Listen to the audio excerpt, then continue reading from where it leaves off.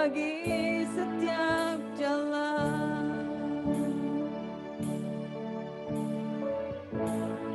Firman jadi manusia,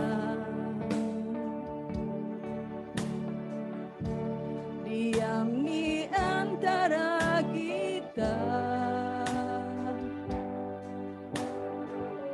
Ada hidup terang bagi manusia.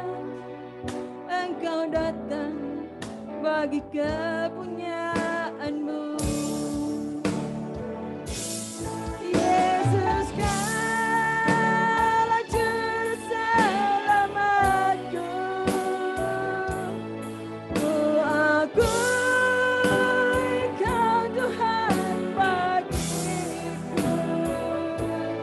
Kau terang bagi segalaku. Kau pintu bagi setiap jalan.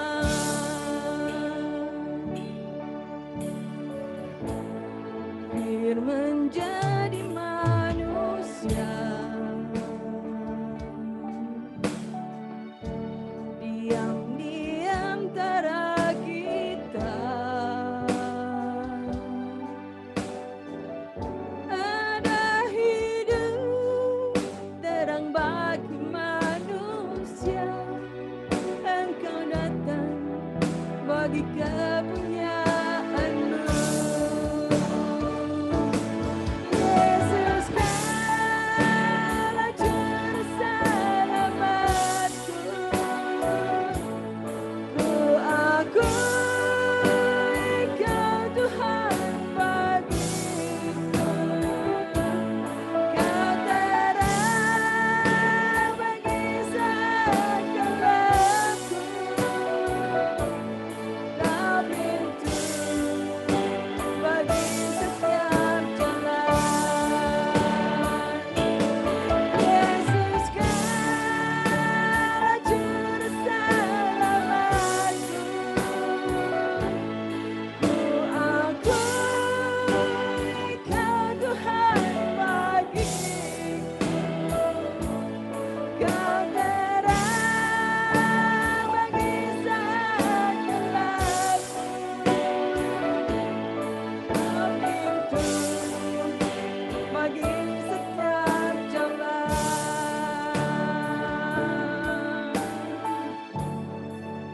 Yesus berkata, Akulah jalan kebenaran dan hidup. Tiada yang datang melalui Bapa kecuali melalui Aku. Kita percaya bahwa dalam setiap dari permasalahan yang kita hadapi, Dia pintunya selalu terbuka bagi semua orang yang mau datang kepadanya. Mari kita sama-sama dan satukan hati kita. Nyatakan sekali lagi bahwa Dialah Tuhan dan Juru Selamat kita. Sebab tiada Tuhan lain yang sebaik Dia. Dia Bapa yang mengasihi kita semua. Dia Allah Immanuel yang selalu bersama kita. Tidak pernah meninggalkan kita dalam setiap musim dalam kehidupan kita. Amin. Mari kita nyanyikan refnya lagi. Dengan sepenuh hati kita kembali menyatakan, saya percaya saudara sekalian telah mengakui bahwa Dia Tuhan dan Penyelamat. Tapi hari ini saya minta nyatakan sekali lagi dengan sepenuh hati. Amin. Haleluya.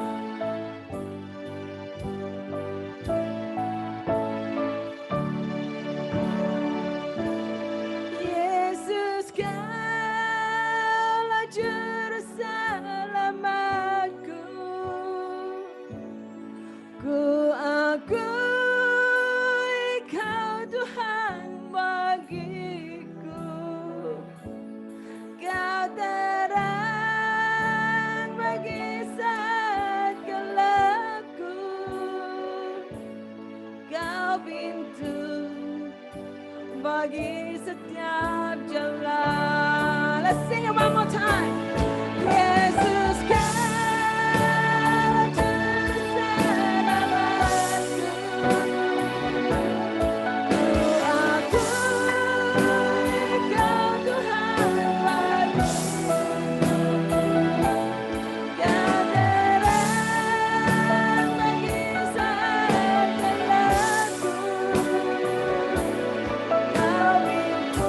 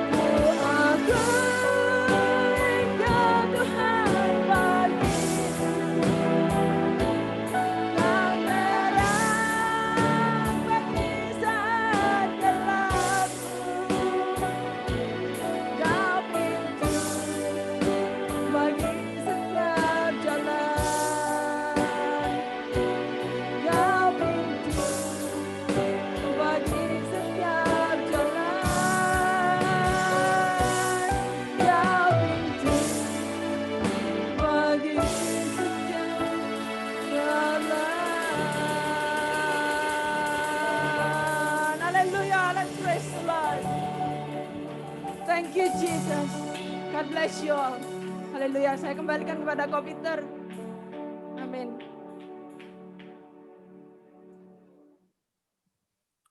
Luar biasa. Terima kasih untuk tim musik kita yang telah membawa kita masuk dalam hadiratnya Tuhan. Pagi hari ini kita masih mau mendengarkan suara Tuhan melalui firman-Nya. Saya persilakan Saudara Solihin.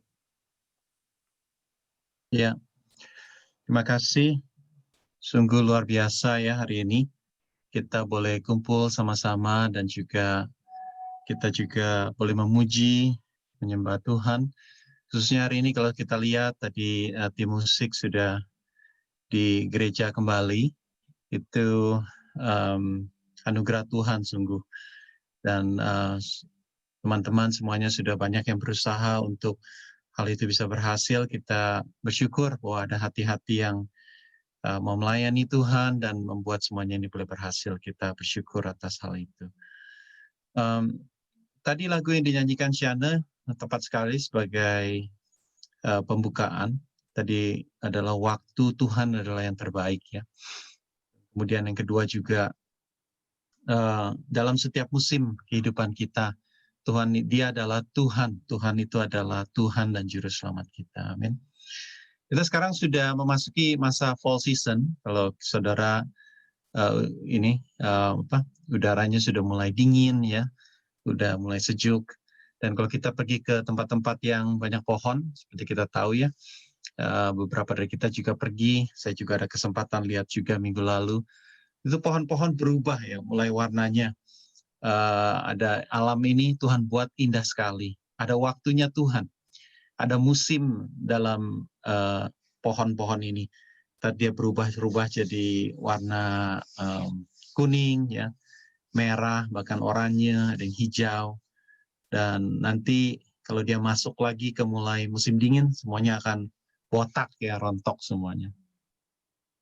Tapi nanti akan musim semi, tumbuh lagi dia punya buds-nya itu ya, dan kemudian akan jadi hijau lagi. Memang kalau pohon atau tanaman aja ada musimnya, apalagi hidup kita saudara ya. Tadi seperti lagu itu katakan sama. Tapi di dalam setiap musim dalam kehidupan kita, Tuhan selalu ada, Tuhan selalu juru selamat kita. Dia adalah yang paling berkuasa. Amin saudara. Amin ya, saya percaya ini adalah semua adalah dalam tangan Tuhan.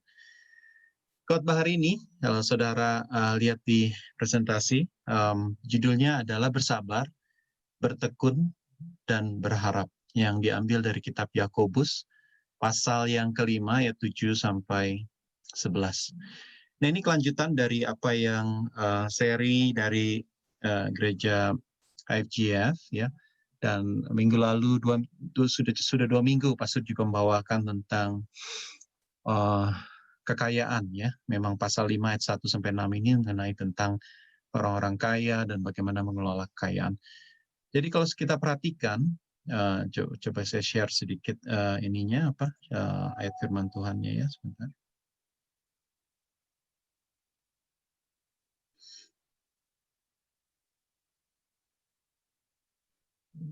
Share ini gimana caranya? Oh ya. Jadi kalau kita baca ya kitab Yakobus ini, saudara-saudara, ayat 1 sampai 6 ini berbicara tentang orang-orang kaya, itu tentang kekayaan. Tapi kalau sampai 7 sampai pasal 6 ya, mulai dari 7 sampai 11 ini berbicara tentang orang-orang yang ditindas oleh orang kaya di ayat 1 sampai 6 tersebut ya. Ya, untuk kita mulai, mari kita baca firman Tuhan sama-sama. Kita renungkan firman Tuhan ini, kita hormati firman Tuhan. Mari kita di rumah saudara masing-masing, saudara baca firman ini ya. Kita akan baca ayat 1 sampai 6 dulu. Nanti setelahnya kita akan baca satu demi satu nantinya. 1 sampai 6 dulu ya. Demikian firman Tuhan. Jadi sekarang, hai kamu orang-orang kaya, menangislah dan merataplah atas segala sengsara yang akan menimpa kamu. Kekayaanmu sudah busuk dan pakaianmu telah dimakan ngengat. Emas dan perakmu sudah berkarat dan karatnya akan menjadi kesaksian terhadap kamu dan akan memakan dagingmu seperti api. Kamu telah mengumpulkan harta pada hari-hari yang sedang berakhir. Sesungguhnya telah terdengar teriakan besar karena upah yang kamu tahan dari buruh yang telah menuai hasil ladangmu dan telah sampai ke telinga Tuhan semesta alam keluhan mereka yang menyabit panenmu. Dalam kemewahan, kamu telah hidup dan berfoya-foya di bumi. Kamu telah memuaskan hatimu sama seperti pada hari penyembelihan. Kamu telah menghukum, bahkan membunuh orang-orang benar, dan ia tidak dapat melawan kamu. Nah, kalau saudara perhatikan, memang pesan Tuhan ini jelas ya di ayat 1-6 ini adalah untuk orang-orang kaya itu harus memiliki sikap yang benar tentang kekayaan. Dan ini adalah peringatan bagi orang-orang yang hidupnya affluent. Tadi kalau firman Tuhan ke saudara baca ada beberapa, yaitu mereka hidup dalam kemewahan. Bukan hanya mereka hidup dalam kemewahan, artinya lebih. Mewah itu artinya lebih dari cukup. Mereka itu juga dari kelebihan itu mereka berfoya-foya dan mereka memuaskan hati mereka. Nah ini ya yang menjadi masalah ya. Kalau saudara perhatikan di firman Tuhan ini, memang ini adalah masalah yang sedang dihadapi. By the way, kitab ini ditulis untuk 12 suku dan pada saat itu Rasul Yakobus memang ada di Yerusalem dan ini juga ditujukan untuk jemaat-jemaat di Yerusalem juga pada saat itu. Nah, firman Tuhan ini jelas dari ayat 1-6 ini berbicara tentang untuk orang kaya.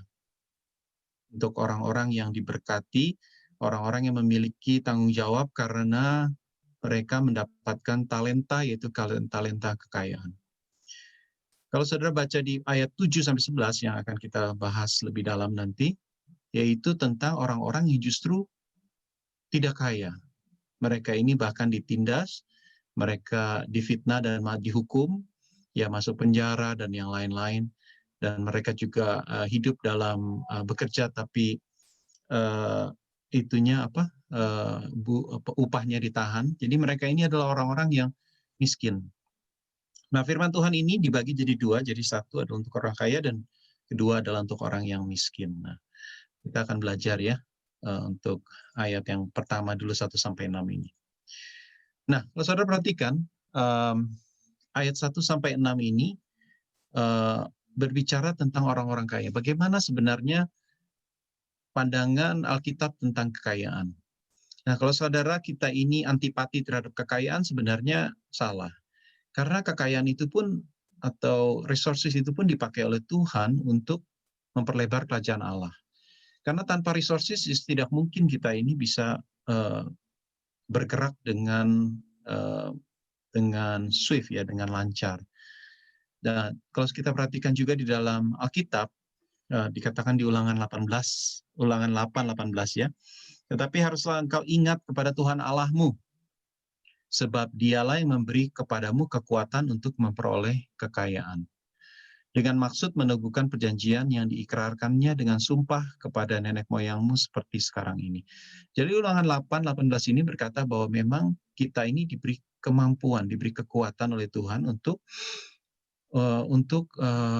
memperoleh kekayaan, memperoleh material ya. Mungkin bukan terjemahannya adalah apapun yang kita lakukan dalam pekerjaan kita, dalam kita berbisnis, dalam kita bekerja, itu semua dimampukan Tuhan sehingga kita bisa mendapatkan hasil yang kita bisa pakai dalam bentuk materi untuk jasmani. Itu adalah kekuatan daripada Tuhan. Nah, dalam Alkitab banyak orang-orang yang sukses dalam usaha dagang mereka. Abraham, Yakub, Yusuf, Salomo, Daud, ya, Zakheus is just one of many of them, ya. Di Perjanjian Baru juga Lukas adalah seorang dokter, Lydia, wanita yang penjual kain ungu, ya dia juga memiliki rumah besar sehingga bisa memberi tumpangan kepada Paulus. Filemon sendiri adalah seorang landlord dan dia adalah seorang memiliki banyak budak. Salah satunya budaknya adalah Onesimus. Jadi semua ini adalah menunjukkan bahwa ada orang-orang yang diberkati Tuhan, diberikan talenta namanya ya. Diberikan talenta untuk menerima talenta kekayaan ini. Tetapi ada banyak orang juga yang diberikan, tetapi masalahnya adalah bagaimana pandangan mereka terhadap materialistik ini. Nah, yang harus kita perhatikan. Dalam konteks pasal 5 ini, di orang kaya di Yerusalem ini, mereka ini mengumpulkan harta secara serakah, karena tadi diberikan mereka hidup dalam kemewahan. Dan bukan hanya kemewahan, tapi mereka juga foya-foya. Memuaskan diri dengan kepuasan duniawi. Of course, kepuasan duniawi itu banyak macam ya, bisa dengan hal-hal yang pantas maupun yang tidak pantas. Bukan hanya itu, mereka bukan hanya hidup dalam foya-foya, tapi mereka juga masalahnya mereka menindas, menahan upah, menghukum, yaitu memfitnah orang-orang miskin yang nggak bisa membela diri, bahkan mereka membunuh. Nah, ini yang menjadi masalah. Kalau mereka memiliki pandangan yang benar, ini tidak apa-apa sebenarnya. Masalahnya adalah mereka memiliki sikap materialistik yang salah. Terhadap materi itu mereka salah. Saya pernah baca buku satu yang dikasihkan oleh pastor pada saya, dari A.Z. Tauser ya, yaitu berbicara tentang possession of nothing. Artinya, semua yang kita miliki ini adalah miliknya Tuhan. Jadi jangan kita ini memiliki sikap owner. Kita ini harus memiliki sikap sebagai tenant. Artinya, semua yang kita dapat di bumi ini sebenarnya adalah miliknya Tuhan. Kita ini cuma tenant. Kalau saudara rental apartment, saudara itu bukan apartemennya saudara. Kita kalau rental ya itu miliknya landlord. Kita nggak bisa melakukan ini seakan-akan itu miliknya kita. Kita nggak bisa tiba-tiba, oh rumahnya ini kurang lebar ya gue lebarin sedikit dah ya. Itu tetangga punya kita ambil, nggak boleh saudara ya. Ya nggak boleh, kita tenant, kita harus ada ini, dan kita tahu suatu saat itu rumah itu, apartemen itu akan dikembalikan kepada landlordnya. Demikianlah kita seharusnya ya dalam kita memandang dunia materialistik ini. Semuanya ini adalah miliknya Tuhan. Jadi firman Tuhan berkata bahwa jangan menjadi materialistik, mengumpulkan harta secara serakah. Artinya semua yang kita miliki ini adalah miliknya Tuhan. Ya, jangan terlalu mengejar, makanya disebut cinta akan uang. Cinta akan uang itu artinya uang itu seperti drug. Sudah dapat, sebenarnya cukup, tapi masih mau. Ini addiction namanya. Makanya kalau orang kaya itu nggak bisa stop. Kenapa? Dia udah ada, tadinya cuma ada 10.000, ya naik-naiknya jadi 100.000, udah naik-naik 1 miliar. Sebenarnya 1 miliar udah cukup, tapi karena itu drug addiction ya, itu membuat orang itu 1 miliar pun kayaknya nggak cukup. Dia akan terus mau tambah terus. Udah berapa juga nggak cukup, masih terus mau berdagang, tetap mau berbisnis, bersaing dengan orang lain. Karena memang bukan konsumsinya yang mereka cari, tapi kepuasan batinnya yang mereka cari. Itulah yang membuat orang itu menjadi materialistik, artinya mengumpulkan harta secara serakah dan bahkan mengabaikan nilai-nilai moral ya. Tadi yang sudah saya bilang, poin kedua yaitu menyadari bahwa semua kekayaan itu adalah milik Tuhan, fear of God. Jadi kalau kita diberkati, ini adalah yang harus kita sadari. Possession of nothing artinya saudara nggak usah khawatir, Tuhan yang memberi, Tuhan yang mengambil, terpujilah nama Tuhan. Demikianlah di kitab Ayub dikatakan ya. Jadi kalau kita itu memiliki berkat, saudara selalu siap berkatnya itu suatu saat bisa diambil. So, jangan melekat sama berkat itu, tapi melekatlah kepada Tuhan. Jadi kalau kita misalnya diberkati, kita memiliki tabungan atau jangan melekat kepada tabungan itu, melekatlah kepada Tuhan, karena tabungan itu bisa satu saat diberi, satu saat diambil oleh Tuhan. Tapi seperti Ayub katakan, Tuhan yang memberi, Tuhan yang mengambil, terpujilah Tuhan. Sama. Ya, dalam hal ini material kita tidak boleh attach sama material. Jangan menindas orang yang lebih lemah. Kalau saudara tadi seperti musim ya, kita ada di atas, kadang-kadang kita ada di bawah. Jadi jangan kita ini menindas orang lain yang lebih lemah, orang yang lebih miskin, orang yang lebih rendah dari kita. Jangan menggunakan hak istimewa yang Tuhan berikan ini untuk menindas orang yang miskin. Yang terakhir ada ingatlah akan hari penghakiman dan kedatangan Tuhan. Ini maksudnya adalah semua yang kita lakukan, firman Tuhan berkata, baik itu yang baik maupun yang tidak baik, itu semua harus dipertanggungjawabkan pada saat kita ketemu dengan Tuhan. Jadi kita harus tahu bahwa sebagai orang yang diberkati Tuhan, kita harus mengerti posisi kita. Kalau ini posisi kita sudah benar dan kita tahu bahwa nanti pada masa penghakiman semuanya akan di-playback namanya, semuanya akan diulang, yang baik, yang jahat semuanya akan diulang oleh Tuhan ya.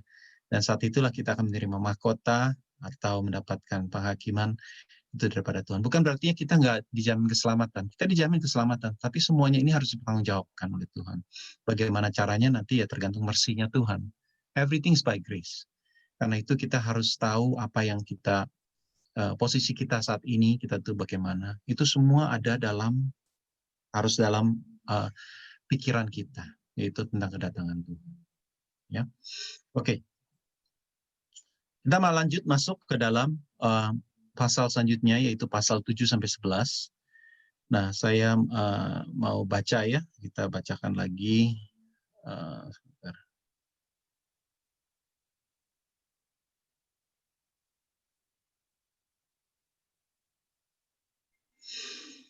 Namanya adalah kesukaran orang lemah atau kesukaran orang miskin. Ya.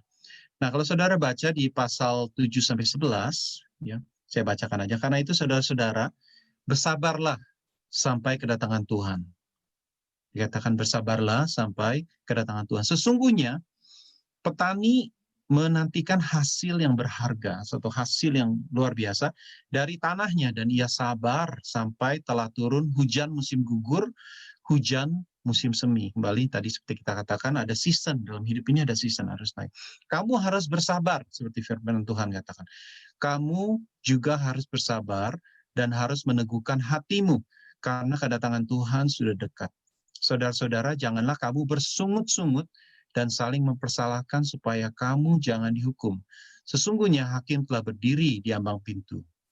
Saudara-saudara, turutilah teladan penderitaan dan kesabaran para nabi yang telah berbicara demi nama Tuhan. Sesungguhnya kami menyebut mereka berbahagia, yaitu para nabi, yaitu mereka yang telah bertekun. Kamu telah mendengar tentang ketekunan Ayub, dan kamu telah tahu apa yang pada akhirnya disediakan Tuhan baginya, karena Tuhan Maha Penyayang dan penuh belas kasihan. Di sini diambil dari Yakobus pasal kelima ayat 7-11. Saudara boleh baca sendiri nanti di waktu saudara ya. Nah, kalau di sini dijelaskan adalah namanya kesukaran orang lemah. Nah, tadi kan kita bicara tentang orang kaya, sekarang kita bicara tentang orang-orang yang sedang dalam ditindas, orang-orang yang dalam kesukaran. Jemaat Yerusalem khususnya, ini adalah mereka adalah hidupnya ini ditindas oleh siapa? Orang-orang kaya yang di atas itu. Kalau saudara kita baca di pasal 1 dan 2, bahkan pasal 3, itu Rasul Paulus berbicara tentang apa? Bahwa berbahagialah kamu kalau kamu ada di dalam berbagai pencobaan. Ya. Jadi memang surat Yakobus ini ditulis untuk orang-orang yang sedang dalam keadaan down, dalam keadaan tertekan. Nah, dalam hal ini mereka, orang yang ditindas ini, orang yang lemah ini, mereka sebenarnya punya beberapa pilihan. Kalau orang yang ditindas, itu bisa satu, dia bisa berontak. Artinya, kalau kita ditindas oleh orang, ya, ditampar pipi kiri, kita tampar pipi kanan dia, saudara, bisa juga kan? Ya, firman Tuhan kan bilang, mestinya tampar pipi kanan, kasih pipi kiri. Kalau ini tampar pipi kiri, kita tampar pipi kanan dia, sama dong, boleh ya. Nah, itu cara reaksi nomor satu. Orang yang ditindas bisa melakukan itu ya. Nah, bisa juga reaksi kedua, yaitu adalah putus asa. Putus asa artinya give in, udah give up deh. Ya, whatever it is. Jadi nggak ada pengharapan. Jadi antara satu berontak, kedua give in, artinya udah putus asa, nggak ada harapan ya, tunggu mati aja. Atau ketiga. Nah, yang ketiga ini adalah yang disarankan oleh Rasul Paulus, yaitu bersabar. Tetapi yang sebagai orang bersabar ini bukan bersabar biasa. Bersabar di dalam Tuhan itu bersabar yang luar biasa. Karena mereka berharap sabarnya ini adalah dalam pertolongan Tuhan. Nah, ini yang kita mau pelajari hari ini, bentuk kesabaran yang apa yang Tuhan mau daripada kita. Kalau tadi orang kaya yang bagaimana harusnya bersikap, ini kalau orang sabar pun Tuhan kasih firman, Tuhan kasih penguatan. Bagaimana kita bisa sabar yang benar dalam kesesakan kita. Ya. Nah, saat kita lihat ya firman Tuhan kembali. Karena itu saudara-saudara, bersabarlah sampai kepada kedatangan Tuhan. Nah, maksudnya apa nanti kita bahas. Sesungguhnya petani menantikan hasil yang berharga daripada tanahnya. Ya, dia sabar sampai telah turun musim hujan, musim gugur, hujan, musim semi. Kamu juga harus bersabar dan harus meneguhkan hatimu karena kedatangan Tuhan sudah dekat. Nah, maksudnya apa firman Tuhan ini? Kalau kita pelajari firman Tuhan itu penuh dengan encouragement, penuh dengan kata-kata semangat bagi jemaat Tuhan. Ya. Bersabar, juga bertekun dan berharap, ini adalah kunci untuk kita itu menang dalam Tuhan saat kita dalam kesesakan. Kenapa kita ini harus bersabar, saudara? Kenapa number one ya? Kita buka nanti kalau saudara sempat di Yakobus 1, tadi saya sudah katakan, saudara-saudaraku, anggaplah suatu kebahagiaan apabila kamu jatuh dalam berbagai-bagai pencobaan. Sebab kamu tahu ujian terhadap imanmu menghasilkan ketekunan.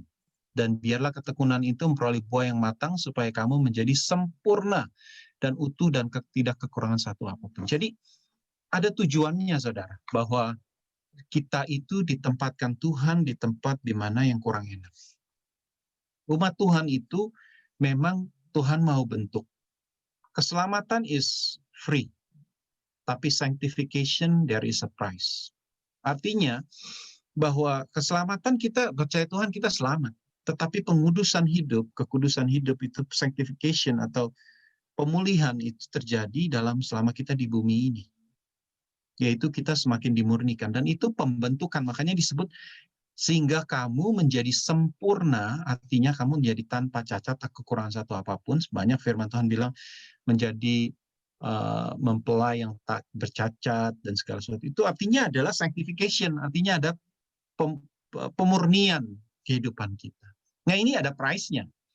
Nah, makanya kita ini umat Tuhan minta Tuhan untuk apa? Diharapkan bisa menjadi matang dan dewasa. Ini bukan susu lagi, tetapi makanan keras. Kalau kita sudah masuk dalam sanctification, udah mulai makanan keras. Ya. Nah, disinilah Tuhan mau membentuk kita dengan karakter kesabaran. Sabarnya agar kita mengerti. Jadi kalau kita dalam keadaan susah, saudara harus ingat, kita semua harus ingat, yaitu bahwa Tuhan sedang membentuk karakter kita menjadi karakter sehingga kita bisa sempurna dan tidak kekurangan sesuatu apapun. Saudara kalau lagi sabar, bukan cuma sabar dengan sembarangan, sabar yang firman Tuhan bilang adalah sabar yang mengerti. Bahwa semua yang ada di dalam hidup kita ini kalau kita lagi susah, itu karena Tuhan mau membentuk karakter kita. Kalau kita memiliki namanya armor ini atau senjata pikiran ini, ya, the helmet of salvation ini, kita menjadi lebih kuat. Itu adalah bersabar yang Tuhan mau. Sabar artinya menunggu waktu. Tadi firman Tuhan berbicara tentang tadi katakan bahwa saudara baca di depannya tadi ya. Bersabarlah sampai kedatangan Tuhan sepertinya apa? Petani menantikan hasil. Saudara perhatikan petani itu ada waktu. Menunggu waktu. Menunggu apa saudara? Dia menunggu hujan musim semi dan hujan musim gugur. Artinya dalam bersabar itu harus ada penantian akan pembebasan. Jadi jangan bersabar yang putus asa. Tadi kan kita ada dua. Satu memberontak, kedua bersabar yang putus asa. Bersabar putus asa itu nggak ada harapan. Itu pun salah. Yang benar adalah firman Tuhan itu bilang seperti petani menantikan hasil yang berharga.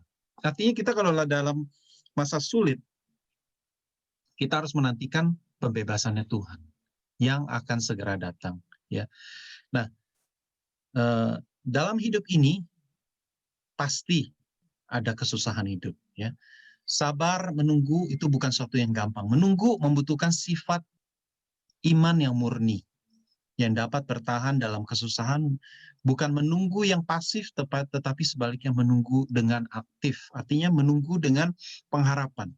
Menunggu dengan keyakinan bahwa Tuhan akan membela kasus kita, Tuhan akan menyertai kita. Baik pembebasan di bumi ini maupun pembebasan di masa yang akan datang. Jadi menunggu sifat aktif yang menantikan grace of God. Yaitu bahwa Tuhan adalah Tuhan Maha Penyayang dan penuh belas kasihan. Ya, di ayat selanjutnya dikatakan bahwa Tuhan itu adalah Allah Maha Penyayang dan penuh belas kasihan. Kita menunggu sampai kita dapat upah dari Tuhan yang sangat berharga tersebut. Lalu kita masuk ke dalam, kenapa perlu dia katakan sampai berharap, bertekun sampai Tuhan datang, sampai kedatangan Tuhan. Mengapa kedatangan Tuhan penting dalam pengharapan? Karena saudara, tidak semua dijawab Tuhan pada masa ini. Ya. Kita tidak bisa mengharapkan Tuhan hanya mengharapkan pembebasan di masa ini, di masa di bumi ini. Pengharapan kita itu harus ada di pengharapan yang kekal. Di bumi ini kalau ada saudara mengalami banyak hal dan kita cuma mengharapkan pembebasan di bumi ini saja, kalau saudara misalnya sakit, saudara mengharapkan kesembuhan. Tapi saudara, kita tidak mengharapkan, kita cuma satu-satunya pengharapan kita adalah cuma sembuh di bumi ini doang. Orang yang kita cintai itu meninggal. Udah mutung, saudara. Nggak ada lagi. Karena pengharapan kita cuma di bumi ini doang. Tapi pengharapan kita tuh perlu sampai kedatangan Tuhan. Artinya, kita itu harus memiliki perspektif yang kekal. Tuhan itu Tuhan yang kekal, bukan cuma Tuhan selama kita hidup di bumi. Jadi penting sekali kesabaran kita, ketekunan kita, pengharapan kita itu bukan cuma di bumi. Di bumi ini kalau Tuhan full of grace, dia akan berikan. Tetapi yang paling penting kita harus memiliki pandangan perspektif tentang kekekalan. Ya. Jadi kita berharap sama Tuhan itu jangan cuma berharap yang pendek. Kedatangan Tuhan itu disertai dengan dua. Satu, upah. Kedua, penghakiman. Kenapa disebut kedatangan Tuhan? Karena kalau kita setia sampai akhir, itu ada upah, saudara. Kalau kita terpercaya pada Tuhan sampai akhir, ada upah, ada mahkota yang kita bisa nanti-nantikan. Dan juga kalau kita, kedatangan Tuhan itu bukan cuma dengan upah, kedatangan Tuhan bisa juga dengan penghakiman. Artinya tadi orang kaya juga harus mengerti, ada upah, ada penghakiman. Orang miskin pun harus tahu, ada upah, ada penghakiman. Jadi dalam kesulitan, dalam kesukaran hidup kita yang kita hadapi, kita harus mengerti pandangan ini. Ada upah, ada penghakiman pada saat Tuhan datang. Itu yang harus kita buat armor dalam pikiran kita. Bersabar yang aktif, menunggu pertolongan Tuhan. Seperti petani menantikan hujan, berharap dari pembebasan Tuhan, Tuhan yang Maha Penyayang dan penuh belas kasihan, kita mengandalkan God's mercy. Kita masuk sedikit dalam aplikasi. Zaman sekarang ini mungkin kita nggak mengalami kesukaran seperti zaman Rasul Yakobus ya. Nggak ada yang di sini yang nggak dapat makan, sampai ditindas, sampai dibunuh. I think itu terjadi cuma zaman dulu. Sekarang ini ya kita dilindungi oleh hukum. Jadi untuk dibunuh atau itu agak kecil lah ya. Memang ada juga ya, tetapi nggak seperti itu. Kebanyakan daripada kita nggak dalam posisi itu. Kesukaran kita alami ini, tadi kan kita bicara soal sanctification. Tuhan itu izinkan kita ini masuk dalam sanctification dalam satu keadaan yang berbeda. Kesukaran tantangan kita mungkin berasal dari hal-hal lain. Ada orang yang kesukaran hidupnya adalah pernikahan yang sulit, misalnya. pernikahan yang tidak harmonis. Itu kesukaran hidup kita. Mungkin bukan kemiskinan, tetapi ketidakharmonisan dalam keluarga, itu pun tantangan dalam kehidupan kita. Saudara merasa agony, kita merasa kesukaran hidup, pernikahan yang nggak harmonis. That's one. Tapi aplikasi firman Tuhan itu sama, yaitu kita harus bersabar, menunggu waktunya Tuhan seperti petani, menunggu kedatangan Tuhan dengan upah atau itu penghakiman, sabar menunggu dan menunggu akan pembebasannya Tuhan. Yang lain adalah frustasi hidup karena impian yang tidak tercapai. Saudara mungkin juga di PHK, ya mungkin juga saudara di tempat kerja nggak dapat kerja walau udah cari-cari nggak ada kerja, nggak dapat status. Hubungan dengan anak yang tidak baik, yang tidak harmonis, sakit penyakit dalam keluarga. Mungkin juga ada juga yang keadaan keuangan yang sulit sekarang ini, mungkin juga ada juga ya. Nah, ini semua adalah tantangan-tantangan hidup yang kita hadapi saat ini. Tetapi aplikasi firman Tuhan sama. Di mana kita dalam kesukaran itu Tuhan izinkan, anggaplah kita ini berbahagia, karena saat itu Tuhan sedang memurnikan kehidupan kita. Kita harus belajar mengandalkan kepada Tuhan, menantikan hasil. Jadi jangan putus asa, harus menantikan hasil. Menantikan hasil artinya menunggu pembebasan daripada Tuhan. Saudara dalam keadaan tidak harmonis, Tuhan akan pulihkan. Kita harus percaya, satu saat Tuhan akan datang hujan musim semi, yaitu pembebasan dalam kehidupan keluarga saudara, dalam kehidupan keluarga kita. Anak-anak yang nggak mau nurut, ada waktunya. Kita terus berdoa, terus bertekun, terus meminta kepada Tuhan. Ada waktunya Tuhan akan bebaskan. Saudara sedang cari pekerjaan, ada waktunya Tuhan akan berikan yang terbaik. Jadi ada waktunya, semua itu ada waktunya Tuhan. Dan kita nggak boleh berharap putus harapan. Putus harapan itu bukan bersabar. Ya, yang bersabar itu adalah bersabar yang aktif, bersabar yang yakin hujan itu akan turun. Nah, untuk kita, firman Tuhan mengajarkan kita ini jangan putus asa, ya. Bersabar yang aktif, seperti petani mengharapkan hujan. Poin kedua dalam kita bersabar, yaitu tadi dikatakan juga ya, pasal ayat 9. Saudara-saudara, jangan kamu bersungut-sungut dan saling mempersalahkan supaya kamu jangan dihukum, sebab hakim telah berdiri di ambang pintu. Kembali, ya. Kembali Tuhan mengingatkan kita akan penghakiman, upah dan penghakiman. Jadi dalam pressure jemaat yang di Yerusalem, kita kembali ke konteksnya dulu ya. Mereka ini bukan cuma ditindas, tetapi mereka ribut satu sama lain. Artinya, lagi mereka ditindas bukan saling menguatkan satu sama lain, mereka malah makin nyala-nyalahin. Suami menyalahkan istrinya, mungkin dia menyalahkan keluarga yang lain, ya makanya dia jadi posisi seperti ini. Ada yang menyalahkan yang lain karena dia memfitnah dan yang lain. Ini jadi masalah. Nah, kembali ke konteks keluarga kita ya, konteks dalam kehidupan kita. Karena terjadi banyak pressure hidup, ketekanan hidup, yang ditekan ya, orang ditekan, begitu ditekan oleh orang kaya, difitnah, apa yang terjadi? Mereka saling menyalahkan, bukannya makin membangun. Mudah sekali dalam kehidupan kita, ya kehidupan sekarang kita ini, untuk kalau kita dalam pressure, mulai menyalahkan orang lain. Orang Kristen kehilangan kesabaran karena tekanan hidup ini dan mulai gampang kritik orang lain dalam keadaan yang sulit ini.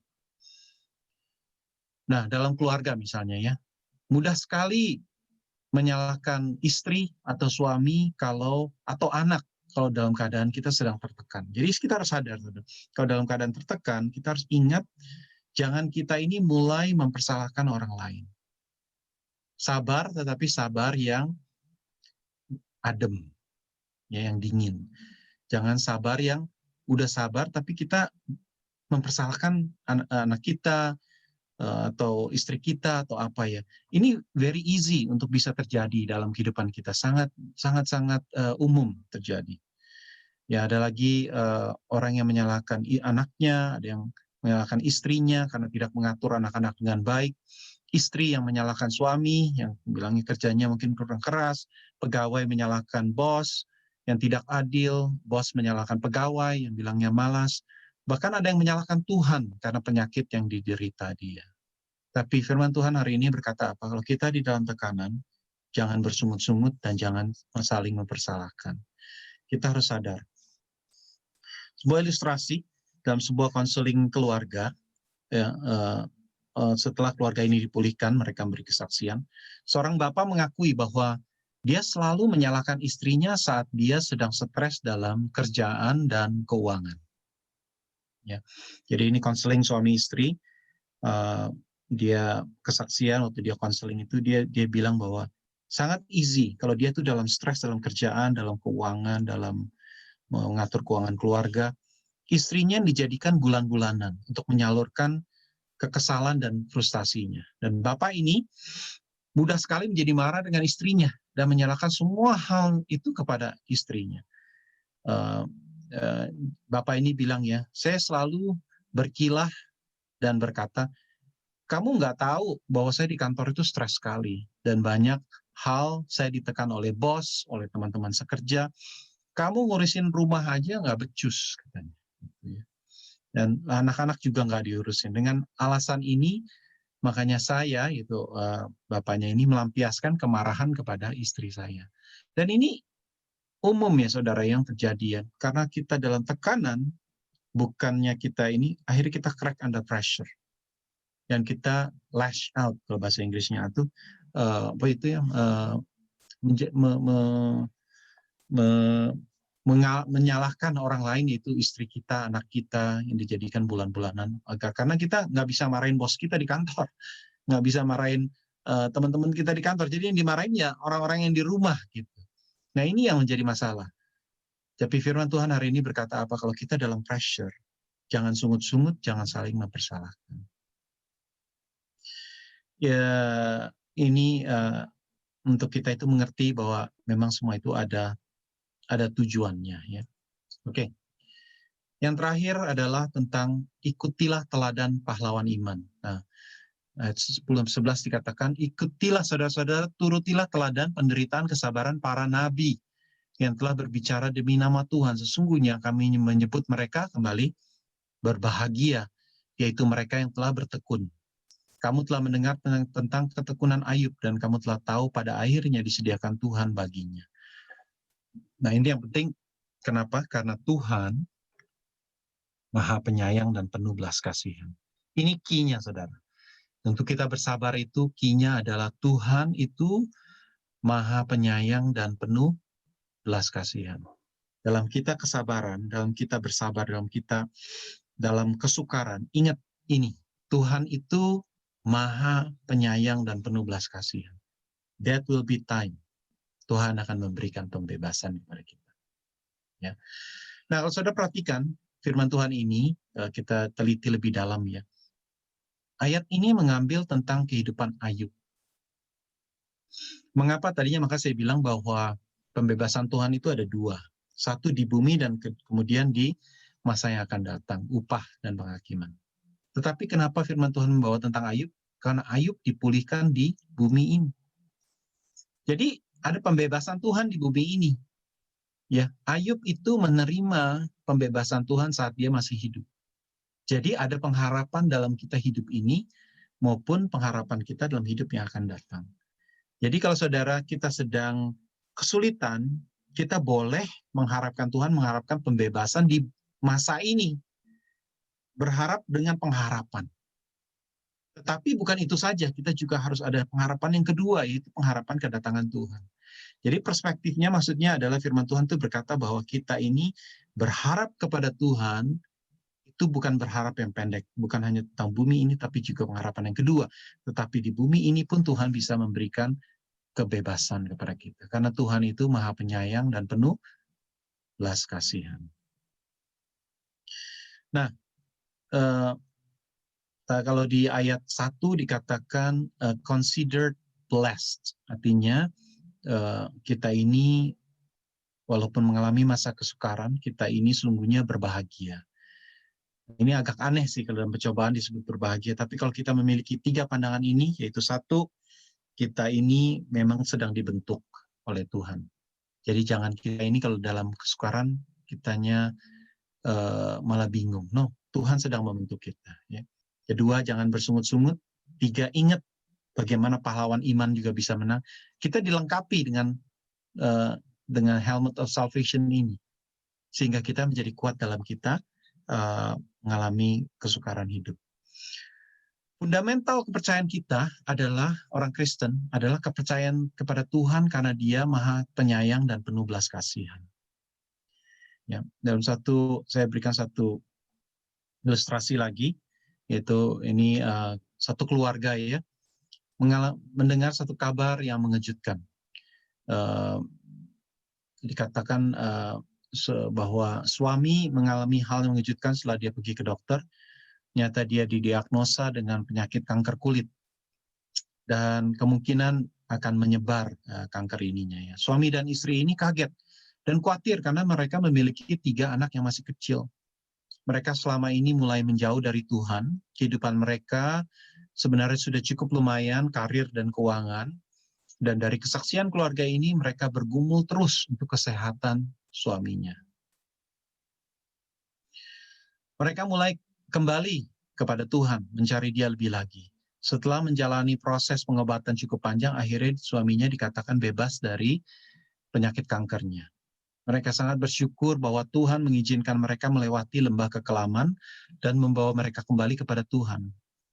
Saat ini mereka percaya bahwa Tuhan Maha Penyayang dan penuh belas kasihan, walaupun ada kemungkinan kanker itu balik lagi, tapi mereka tetap kali ini mereka sudah memiliki kepercayaan akan kasih karunia Tuhan. Nah, ini pun kesukaran hidup ya saudara, dalam kesakitan, penyakit. Tapi Tuhan itu mengizinkan hal itu terjadi, kadang-kadang kesukaran itu akan membawa kita menjadi lebih dekat dengan Tuhan. Amin. Jadi ini aplikasi apa dari firman Tuhan hari ini? 1, kalau saudara hidup jangan materialistik. Artinya hidup ini, materi ini adalah titipan Tuhan. We are just, kita ini cuma tenant. Artinya semua yang Tuhan berikan itu adalah merupakan miliknya Tuhan. Kita ini cuma tenant. Kedua, kalau kita dalam masa pencobaan, bersabar, bertekun, berharap. Bersabar yang aktif, yaitu bersabar yang menantikan hujan. Baik itu hujan musim semi, hujan musim gugur. Hujan musim zaman ini, maupun hujan musim yang akan datang. Ada waktunya Tuhan. Tadi kita nyanyikan lagunya, waktu Tuhan adalah yang terbaik. Ya. Dalam kita itu mengalami pencobaan, kesukaran hidup, jangan bersungut-sungut dan jangan saling menyalahkan. Suami istri harus saling membangun, keluarga harus saling membangun, dalam kesusahan itu harus saling membangun, jangan saling menyalahkan. Ingat bahwa Tuhan itu adalah Tuhan Maha Penyayang dan penuh belas kasihan. Ingat akan teladan dari pahlawan iman. Dan nanti kalau kita sudah ketemu dengan Tuhan, akan ada upah dan penghakiman. Saya percaya firman Tuhan ini menguatkan kita semua. Dan saya berdoa dan saya percaya sudah terjadi, yaitu bahwa firman ini akan menjamah kita semua, menguatkan kita semua, menegur kita, dan memberikan kita kekuatan yang baru. Amin, saudara. Amin. Mari kita berdoa. Yuk. Bapa, terima kasih atas firman-Mu pada hari ini, Tuhan, yang memberikan kepada kami satu kekuatan yang baru, Tuhan, dalam kami menjalani hidup ini, baik kami di masa musim yang baik atau musim yang kurang baik, Tuhan. Tetapi semuanya ini Tuhan izinkan, karena kami tahu hidup kami ini, Tuhan, adalah hidup yang Tuhan mau bentuk, sehingga kami boleh menjadi sempurna dan tidak kekurangan satu apapun sesuai dengan firman-Mu.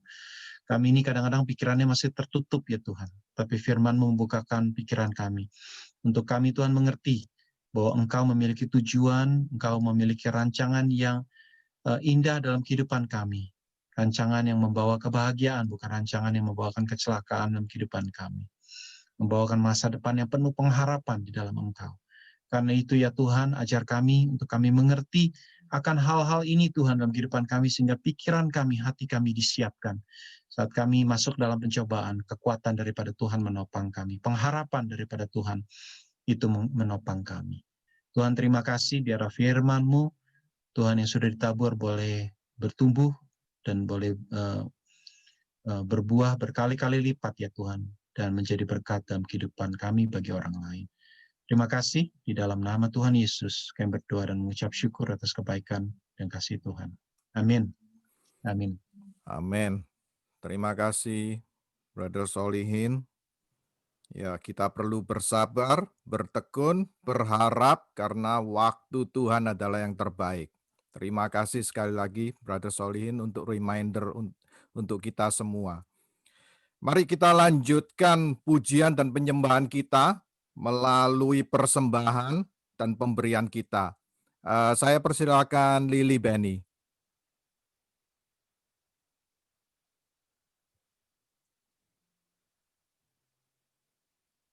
Lily? Ya, I'm here. Ya, go ahead, Lee. Oke, kita masuk ke dalam persembahan ya kok. Ya. Oke, mari sama-sama kita berdoa. Tuhan, terima kasih ya Tuhan atas kebaikan-Mu Tuhan dalam hidup kami ya Tuhan. Ajar kami mengerti ya Tuhan apa yang kami punya Tuhan, segala harta kekayaan Tuhan, kesehatan Tuhan, anak-anak, orang tua dan saudara-saudara kami yang kami kasihi adalah semua pemberian-Mu ya Tuhan. Tuhan, ajar kami Tuhan mengerti hal ini ya Tuhan. Tuhan, sebentar kami mau memberikan sedikit apa yang dari kami punya ya Tuhan. Biar Engkau pakai ya Tuhan pemberian kami ya Tuhan, offering kami ya Tuhan untuk kemuliaan-Mu saja ya Tuhan. Ajar kami juga memberi ya Tuhan dengan hati yang penuh sukacita ya Tuhan, dan tidak bersungut-sungut ya Bapa. Tuhan, Engkau pakai Tuhan seluruh offering kami ya Tuhan, to glorify your name only. In Jesus' name we pray. Amen. Amin. Terima kasih Lily. Saya ada sedikit pengumuman. Jangan lupa saudara-saudari, setelah ibadah kita ini, anak-anak Anda tolong dibantu, bagi yang masih kecil, tolong dibantu agar bisa online untuk Sunday School online. 11.45 kita sudah ada, sudah open. Jadi kalau anak Anda bisa masuk sebelum jam 12, jam 11.45 kita sudah masuk, dan hari ini spesial sekali bagi anak-anak Anda, jadi jangan lewatkan kesempatan ini agar membantu anak-anak Anda untuk online bersama-sama Sunday School. Oke. Kemudian iCare kita, bulan ini tinggal 3 iCare, yaitu iCare Target, itu tanggal 10, bulan 10 tanggal 19. Ya, kemudian iCare Grace ini jangan lupa tanggalnya sudah diganti. Ini slide-nya masih belum diganti, tetapi iCare Grace dimulai Oktober 26, ya, bukan dimulai tanggal 26. Kemudian iCare Overcomer tanggal 24. Untuk jam-jamnya silakan menghubungin iCare leader Anda. Kemudian birthday, ini paling membahagiakan kita. Kali ini birthday a young and fine young lady dari keluarga Sowiknyo, yaitu Chloe. Dan tadi saya dikasih bocoran, katanya semua jemaat diundang, silakan cari restoran yang bernama Sowiknyo. Ya. Kemudian Stephanie Ong. Kemudian Kristianto Budiman. Bagi Anda yang nggak tahu Kristianto Budiman, tadi yang barusan berdoa untuk persembahan kita, itu suaminya. Ya, silakan reach out kepada Kristianto Budiman. Kemudian Clarissa Ariela Rema. Saya diketawa-ketawa sama istri saya di bawah itu. Katanya salah itu spellingnya. Anyway, Caca lah. Terakhir, Lina Lorencia Lo. Cik Lina. Ya, luar biasa Cik Lina. Anniversary. Don't worry, don't worry, don't worry. Itu istri saya komplain itu, ada yang lupa katanya. Saya ngomong don't worry. Anniversary, Luciana Ma dan suami. Ya. Kemudian Yohanes dan Salina Iskandar. Luar biasa itu yang kalau Anda bisa melihat di belakang layar itu, di belakangnya Siana itu. Ya. Jangan lupa nanti kasih wishes, anniversary wishes. Kemudian ini dari keluarga Manopo. Anniversary Peter Manopo dan Jessica Siet. Ya. Jangan lupa disele ke saya, dompet Yayasan Manopo masih terbuka. Siapa itu ya?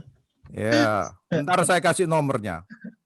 Terakhir ini saya khusus taruh di belakang. Dari tadi istri saya ini komplain, kamu ini lupa ya? Oh enggak lupa. Ini yang luar biasa. Emilio Haris Pandika berulang tahun. Saya bisa lihat Emilio sama istri. Saya bisa lihat Emilio dengan istri. Emilio mungkin Emil sama Esther bisa di depannya pastor ya. Biar jemaat semua bisa ngelihat. Silakan berdiri Emil sama istri sama Esther.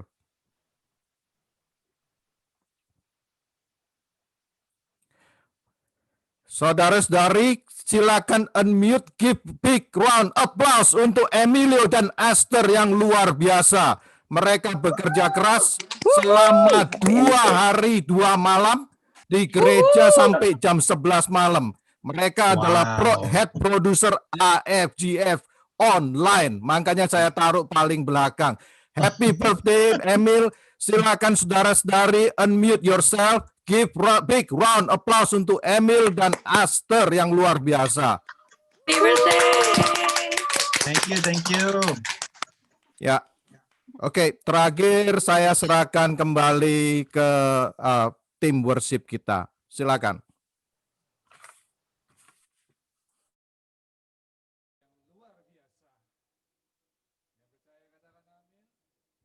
Suaranya nggak ada Wan.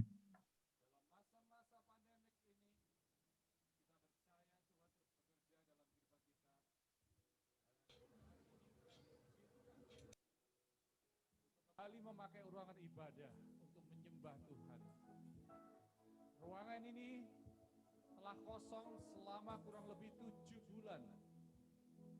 Karena kosong banyak roh-roh jahat masuk kembali ke ruangan ini. Tapi tadi dengan Tim multimedia tolong suaranya. ini sudah dibersihkan kembali, diisi dengan hadirat Tuhan dan kemuliaan Tuhan oleh turun atas setiap kehidupan kita. Kita berikan tepuk tangan kepada semua tim yang sudah mengusahakan semuanya ini, dari tim renovasi, dari tim dekorasi, dari tim worship, dan khususnya dari tim multimedia, yaitu Dr. Emil, Esther, dan timnya yang sudah menyediakan waktu untuk mengatur semuanya ini. Terima kasih, dan kita percaya semakin hari kita akan semakin melihat pekerjaan Tuhan dinyatakan di tengah-tengah kita. Sebentar kita akan menutup ibadah kita pada siang hari ini. Kita jangan lupa, seperti tadi dikatakan, kita harus bersabar, bertekun, berharap kepada Tuhan. Dalam masa-masa ini kita percaya Tuhan tidak berhenti bekerja, tapi Tuhan tetap menyatakan rencananya untuk kita semuanya. Amin. Dan kita minta supaya Tuhan menuntun kita lebih lagi bertumbuh di dalam iman kita, mengenal Yesus Kristus Tuhan kita. Mari kita berdoa. Tuhan, terima kasih untuk berkat-berkat yang sudah Tuhan berikan selama masa-masa pandemik ini. Tuhan, kami tidak berkekurangan, tapi akan kami hidup berkelebihan di dalam Engkau ya Bapa. Karena iman kami boleh semakin meningkat, Iman kami boleh semakin dalam di dalam Engkau. Terima kasih untuk firman-firman yang sudah diberitakan Tuhan. Kami percaya firman-firman itu telah memberkati kehidupan kami. Terima kasih untuk kesatuan di dalam jemaat-Mu ya Bapa. Sampai hari ini kami boleh bersama-sama beribadah. Sampai hari ini kami boleh sama-sama melayani Tuhan. Kami percaya Tuhan Yesus, Engkau ada maksud indah bagi gereja ini. Engkau ada maksud yang mulia bagi setiap kehidupan keluarga di tempat ini Bapa. Terima kasih, berikan pengharapan itu senantiasa dalam kehidupan kami Tuhan. Kami mengucap syukur dan kami juga berdoa bagi mereka yang berulang tahun pada minggu ini. Tuhan berkati mereka. Tuhan tambahkan karunia, hikmat, marifat ya Bapa, kesehatan, kekuatan, damai sejahtera dalam kehidupan mereka. Supaya mereka boleh semakin mengenal Tuhan Yesus. Terima kasih, kami juga berdoa bagi mereka yang merayakan anniversary Bapa. Tuhan terima kasih untuk pasangan suami istri yang Tuhan sudah taruh di tempat ini. Tuhan berkati kehidupan mereka Tuhan semakin harmonis, semakin mengerti satu sama lain, semakin mengalami kejadian-kejadian yang indah daripada Tuhan. Bagi keluarga mereka, bagi Tuhan, relationship mereka akan terjadi Tuhan, anggur baru yang dicurahkan dalam kehidupan mereka. Terima kasih Tuhan, sebentar kami akan berpisah daripada ibadah ini Tuhan. Kami minta berkat-berkat Tuhan dicurahkan di dalam kehidupan kami. Mari jemaat yang terkasih, kita angkat tangan di hadapan Allah saat ini. Oh, terimalah saat ini berkat-berkat berkelimpahan dari Tuhan Yesus. Berkat damai sejahtera daripada Allah Bapa di surga. Berkat kasih sayang dari anaknya Tuhan Yesus Kristus. Dan berkat penyertaan, penghiburan, kuasa daripada Rohul Kudus yang menyertai hidupmu mulai siang hari ini sampai selama-lamanya, sampai Tuhan datang kedua kali. Terima kasih Tuhan, kami terima berkat-berkat ini di dalam satu nama, yaitu nama Yesus Kristus Tuhan. Dan kita semua yang percaya katakan amin.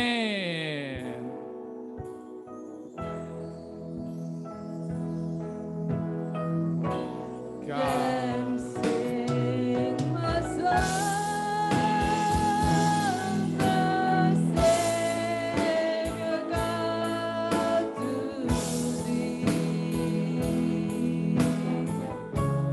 How great thou art,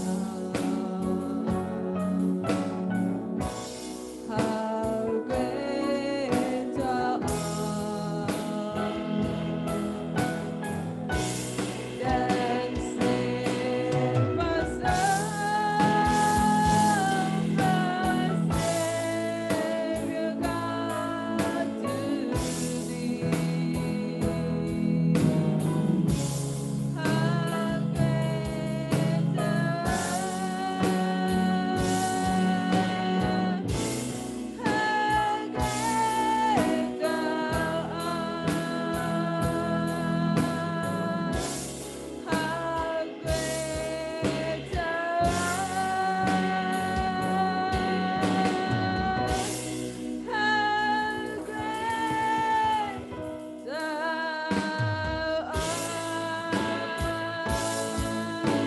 Haleluya. Amin. Tuhan memberkati. Selamat siang. Mari kita bersalaman online satu sama lain. Tuhan memberkati. Amin. Ci Mary, pastor kayak Kevin Costner di sana.